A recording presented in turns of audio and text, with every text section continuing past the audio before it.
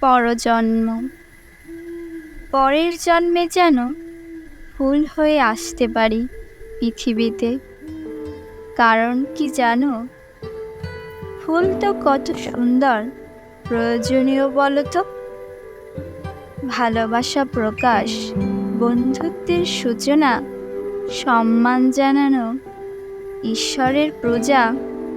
আর জীবনের বিশেষ দিন থেকে শেষের দিনেও সাথে থাকে কে?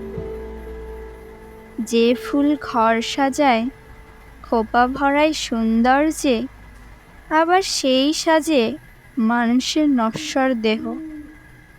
তাই তো বলছি, ফুলের থেকে ভাগ্যবান আর কে? পরে জন্ম যেন তাই ফুল হতে পারি।